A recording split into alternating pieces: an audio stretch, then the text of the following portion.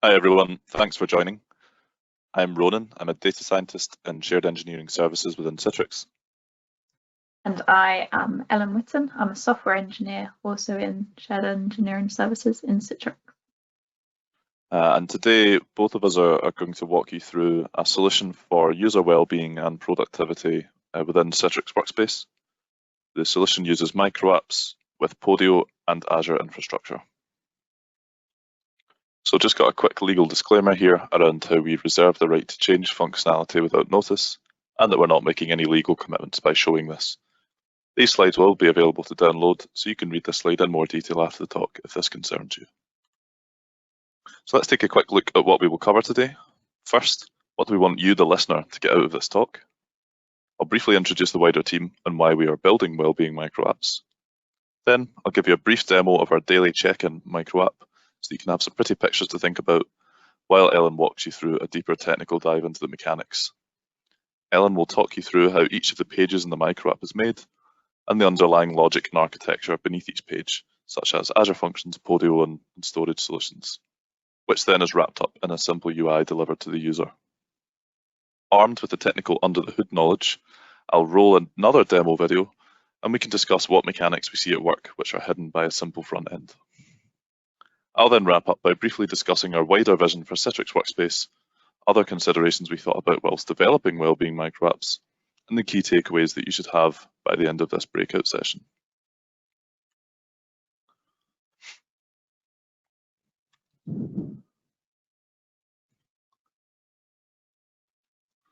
So let's take a look at the objectives quickly.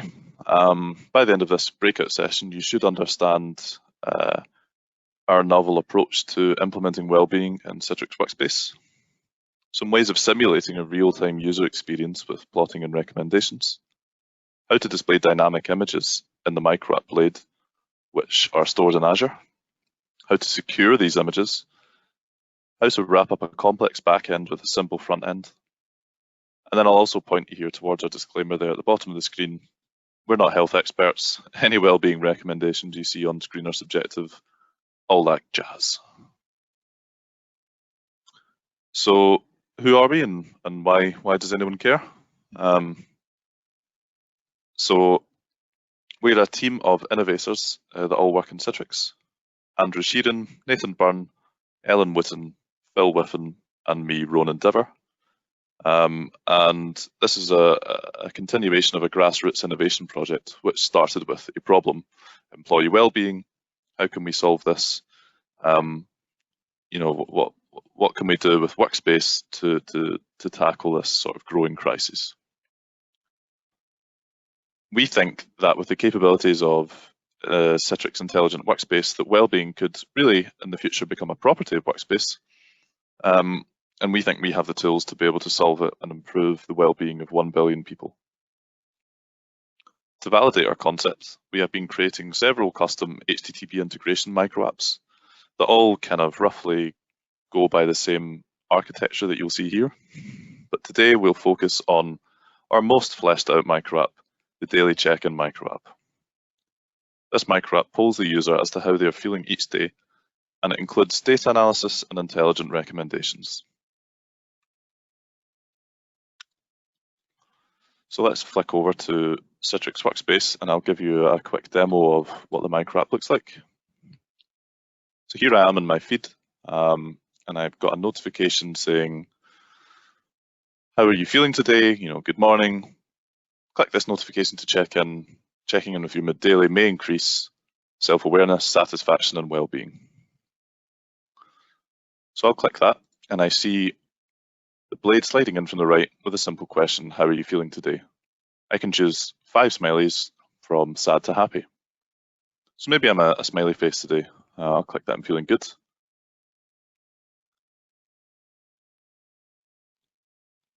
So now I'm being taken to a page that shows a snapshot of how I'm feeling so far this week, as well as bars in the background, sort of transparent, that show how I felt over the last 4 weeks on average. So you can see yesterday I had a bit of a down day, had a bit of a cold. So I voted as a sort of 2 out of 5 type sort of sad face, and you can see today that obviously I'm feeling much better.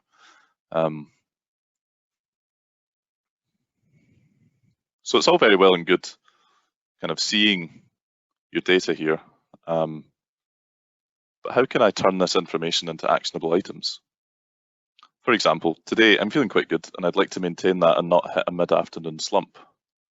Well, I'll check my recommended wellbeing materials located in the table below, which are displayed to me based on the feeling rating I submitted. I can click on one, for example, set focus time slot. I'll view the details on that. And I can see more information about what's being recommended to me and a resource that I can navigate to. And I can also leave a comment and send a quick thumbs up to improve my recommendations in the future. So let's find out how that's all working kind of under the hood.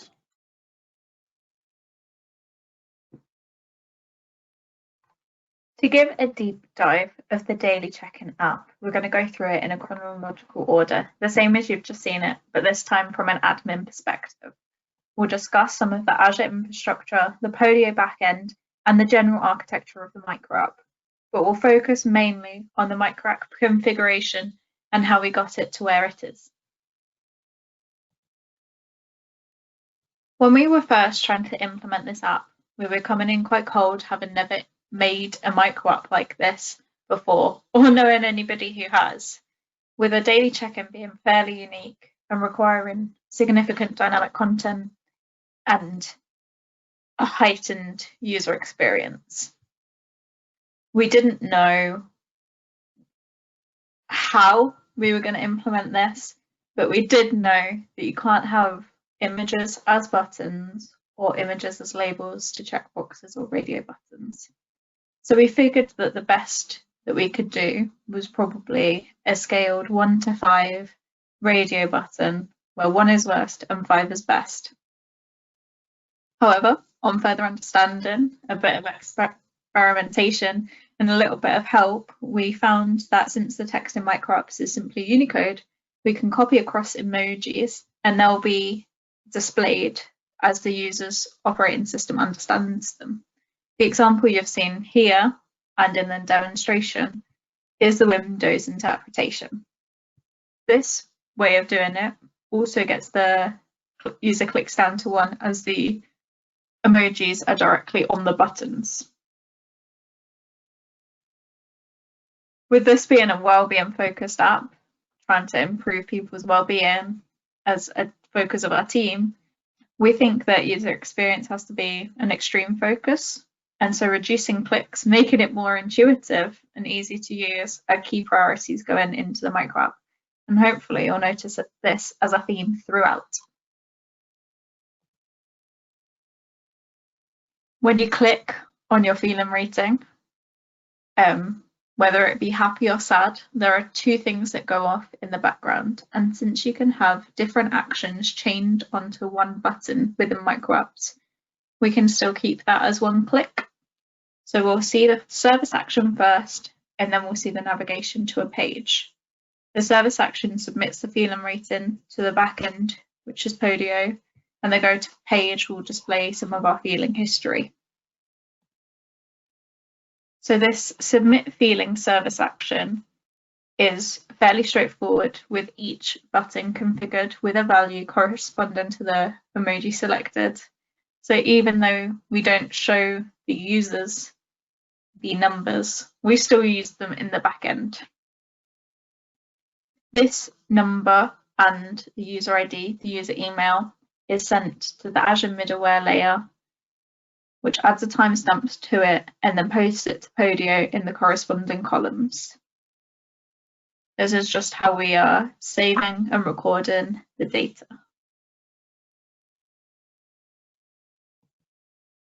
Once the record is in Podio, we then progress onto the next page, which is of type form within Microapps. The next page displays details of the record and is narrowed down by the target page record conditions. These record conditions are very similar to the ones that the service action submits. So we set our feeling rating to 5, 1, depending on where the user is clicked, and the name is equal to the user email again. This has to match a unique record within the backend table. And to make this work in all cases, not missing any edge cases requires significant upfront planning.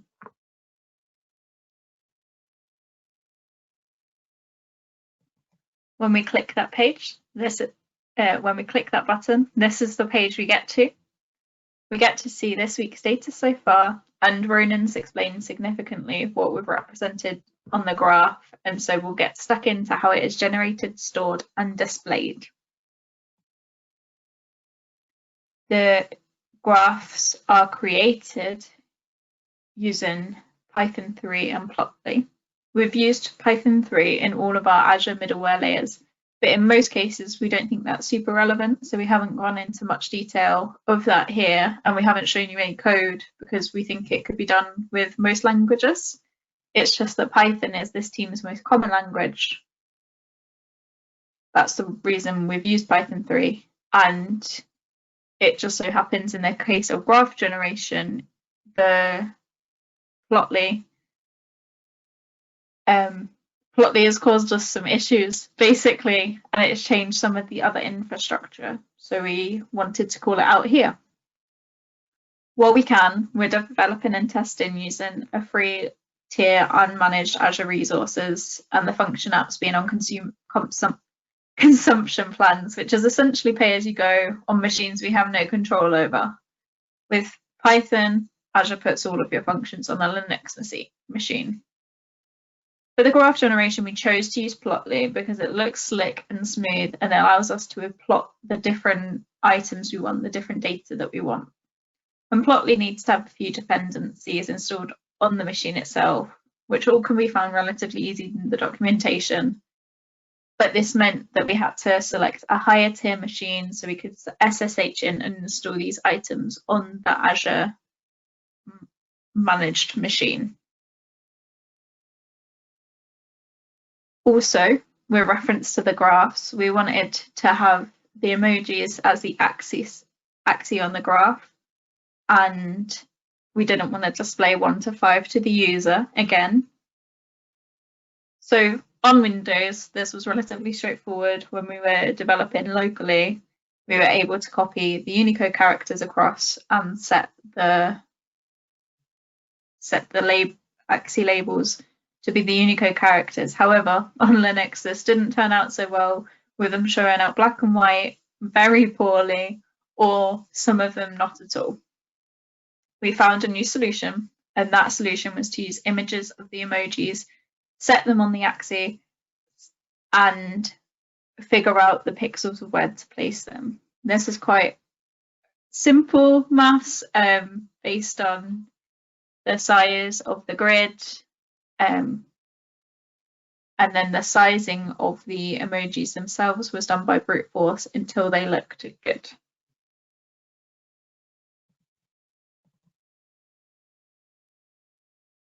We've got another user experience key item with the graphs, and that is the wait time between that first click and seeing your graph. We want to minimize this as much as possible.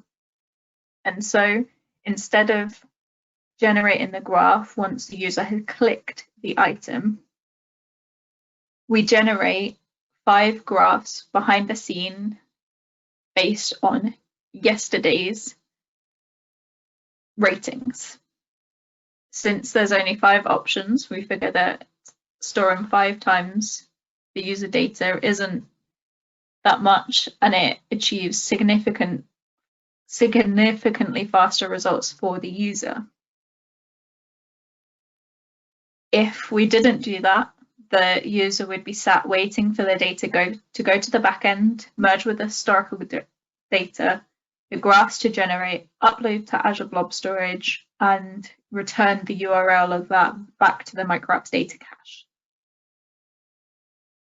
We also have random strings on the end of each graph image name for some obscuration, so users can't use their URL to find others' data. And with that, we also have an Azure Blob expiration policy, so no image is around for more than 24 hours.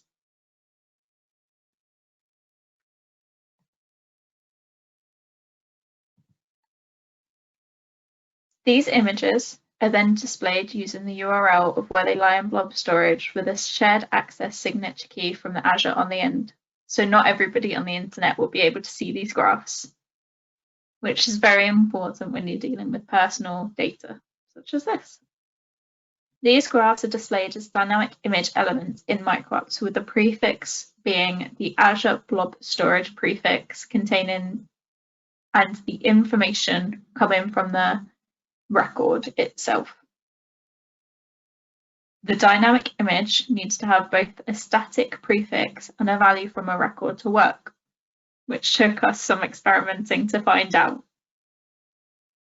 We have included some static alt text to say what the user should be seeing if the image is unavailable or the user is using a screen reader. Unfortunately for screen readers, when the image is unavailable, this does not give them any information about their results, since it is not a dynamic field.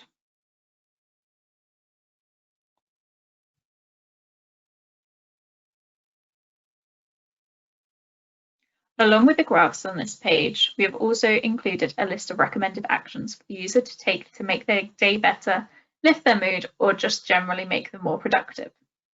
What feeling rating the user has picked will influence the choice of actions. In the backend, these are called skills, and so I'll be referring to them as both actions and skills based on where we are looking. The code behind what gets us this list is incredibly customizable and not directly linked to the Microup implementation, so we can make it more intelligent as the algorithm develops. And we'll come back to that soon. But first, we'll talk about the storage. The actions are stored in Podio as a Donna skills database. Multi-line strings are utilized in Podio since it effectively represents HTML in the UI and provides a good comparison to what the HTML5 elements are in Microapps. The content section includes all of the information a user will need to complete the action, and the Podio skill record contains more information as to the feeling ratings it is appropriate for, moods and mood tags, and the amount of effort it would take to complete. We will store the effort as both a string and a number, so when the user sees the actions list, it can be ordered low to medium to high effort, and they can also read that for themselves, which is why you need it as text as well. The feelings rating field in Podio lets us choose what subset of the recommended skills are recommended for each feeling rating. For example, on screen right now is the Pomodoro technique, which applies to all feeling ratings. This can help both improve and maintain productivity and well-being. Other suggestions might only apply to sad face votes or for the really happy folks out there who vote 4 or 5. The URL item in this record is something we will come back to soon. So, how do the skills get into Microapps and become actions? There is a huge amount of logic in this API call here in the Azure middleware. The current implementation does use the feeling rating selected by the user, but it is a prototype and it also uses a significant amount of randomization. We intend to get this to a point where we can simply apply a set of weights to each recommendation and return the ones above a threshold to the user. These weights could be affected in simple ways. For example, reducing the weighting by half if somebody has downvoted it. Or we could implement a more comprehensive machine learning model to understand what the end user is liking or disliking. The latter option leaves open to collate other data sources, and if we had a suite of wellbeing microapps with a similar voting functionality, we could create an anonymized image of what wellbeing content is best likely to serve each individual user. The code made to trigger this logic is a child API, meaning Microapps takes every row from the main table and then makes a separate API call for each row to our function, and then returns a set of matching recommended actions. So the action lists are also pre-generated along with the graphs. This means for each user, for each rating, we have a set of skills or actions listed.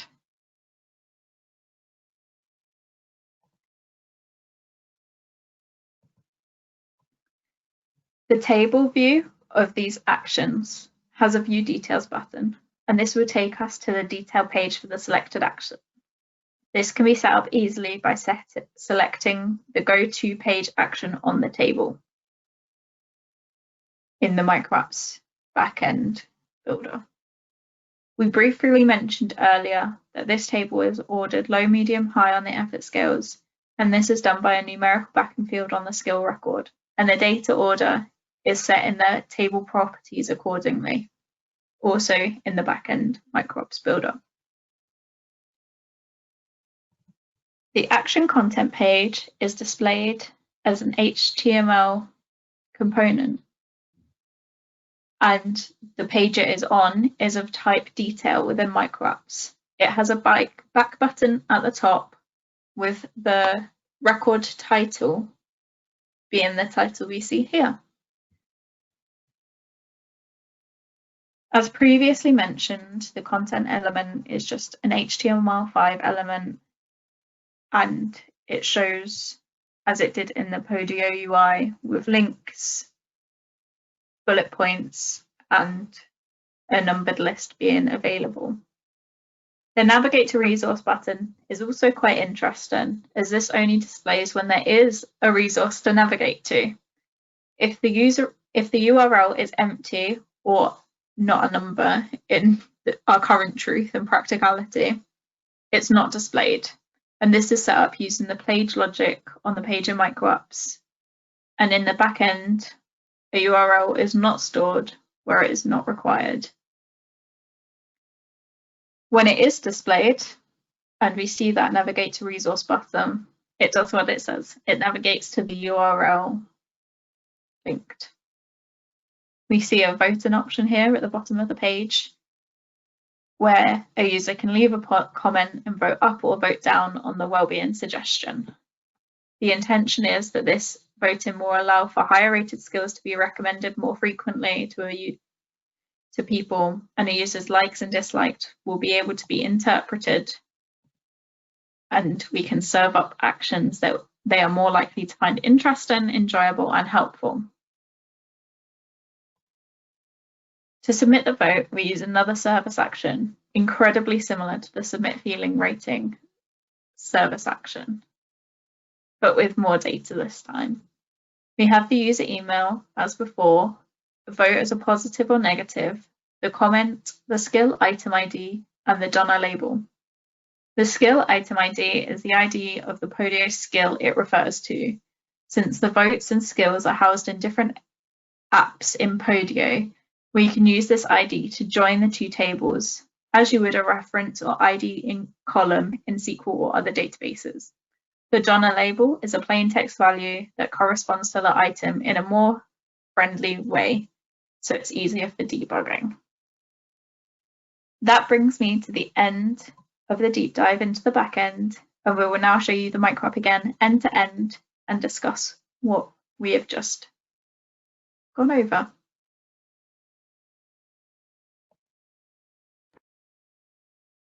Thanks, Ellen. So let's take a look again at Daily Check-In. So if I bring up my feed here, and I'm going to bring up an architecture diagram kind of roughly to just show the data flows as I'm going through this demo. And I'll try and discuss them as well as I click through the Microapp. So I'm going to click that I'm very happy, 5 out of 5, as I can picture all of your lovely faces beaming back at me during this talk. Now, as I click that, 2 chain service actions have just triggered. The first submits a feeling rating to Podio through Azure Functions, transmitting my email address or UPN, my feeling rating, and the current Unix timestamp. The second takes me to the next page showing the graphs. And you can see here, I'm 5 out of 5 today. you can know that the editing magic, we've skipped forwards a few days since my first recording. And I've got my recommendations here. Now the daily check-in is robust enough that if I want to change my rating today, if I go back into my feed and do the action again, and maybe I click a 3, because we have the graphs cached, this will show me now today is a 3, and the back end makes sure that it takes the most recent vote. So when I look back at this next week or in the future or at any point, today will be marked as a 3 for me, a kind of neutral smiley face here.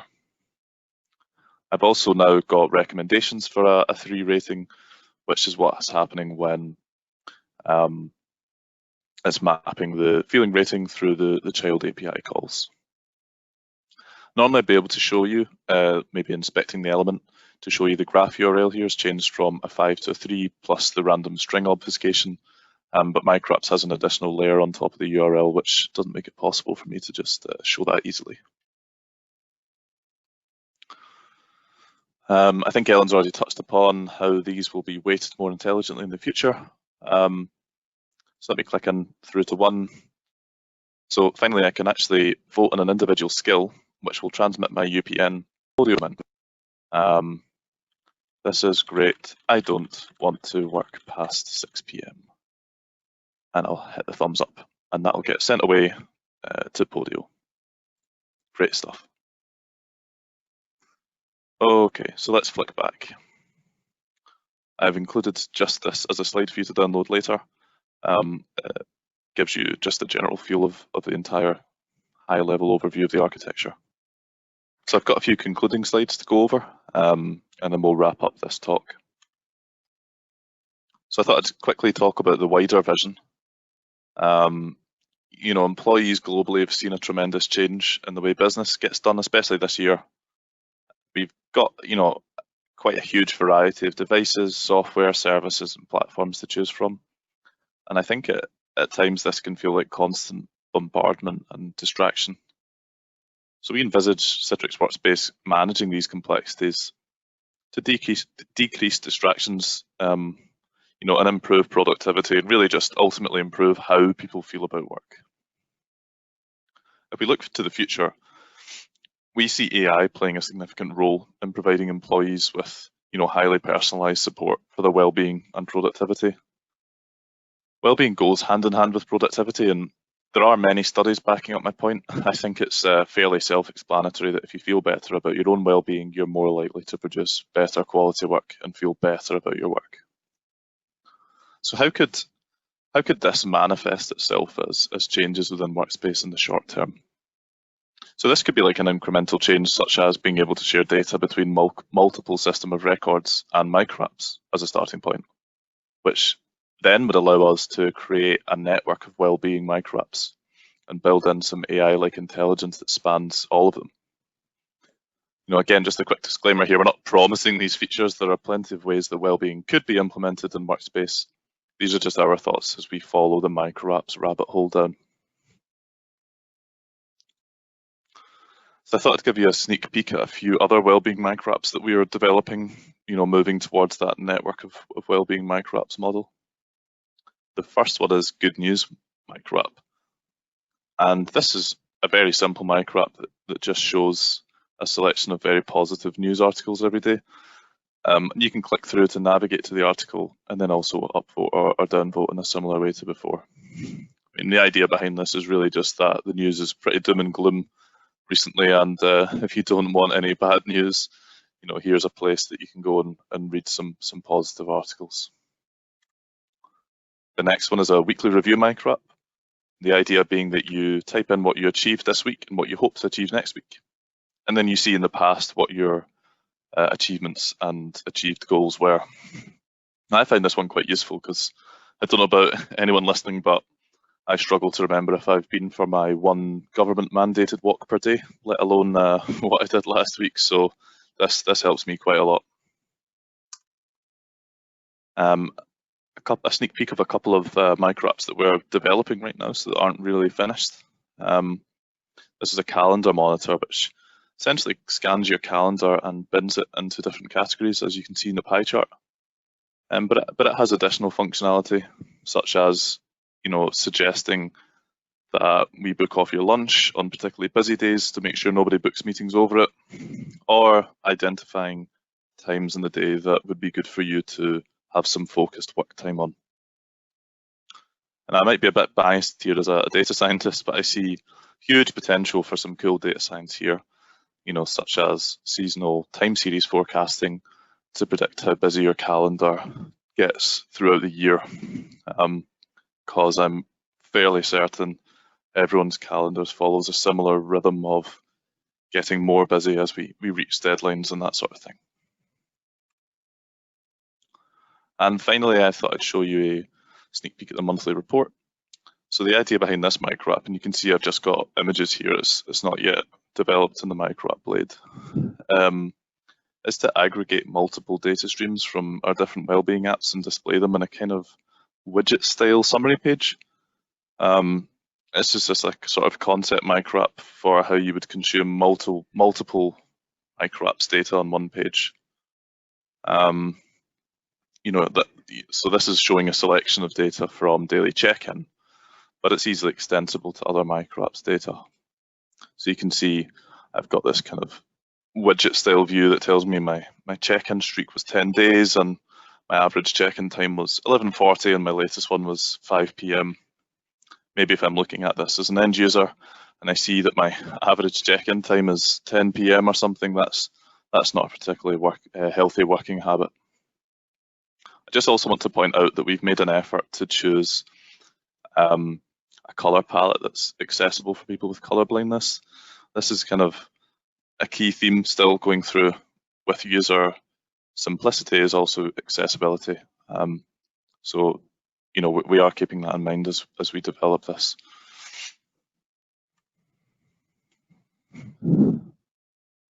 So some other considerations that we've thought about as we go through this development process. Unfortunately, data is a sensitive topic, and with the introduction of GDPR, everyone's a bit touchy about it, which is a good thing overall, but I think it just adds one more variable to juggle. And we believe none of this well-being Microapp data should ever be piped up any sort of management chain unless express permission is given by the user. The last thing we want to do is decrease the trust in Workspace or feel like you're, as an end user, being tracked on your productivity by your manager, and if you don't submit a 5 every day, they're going to come and get you. None like that. That is not the goal of this at all. It really is just for you to use it, don't use it, whatever.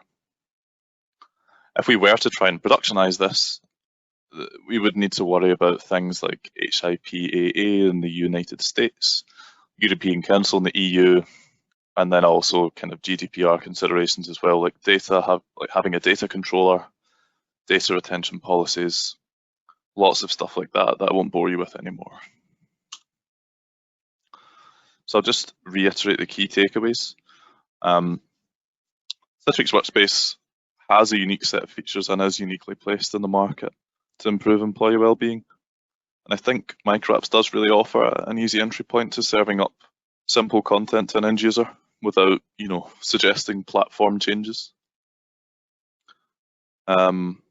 I've also spoken to you about how you can take that thought process and think about how Workspace could evolve in the future to accommodate different features. We've also seen how that you can simulate all the potential outcomes for a user, which gives them a real-time feeling with plotting and recommendations as they move through a Microapp. And you've seen how that can be displayed as dynamic images.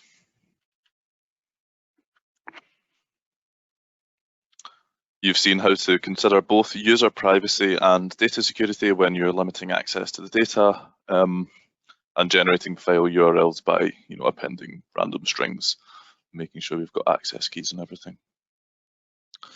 You've also seen how to use a middleware layer using Azure Functions and Azure Blob Storage to perform ETL between Podio and Microapps. Then you've seen how you can wrap all of that up in an easily consumable front end for the end user. So now I just want to say thank you for listening. If you've got any questions, obviously we'll be here when the talk is being broadcast live, but also please shoot us an email. I've got our email addresses listed there, as well as there's a Converge Slack instance, which both Ellen and I are members of, and more than happy to answer any questions at all about any of this. Cheers.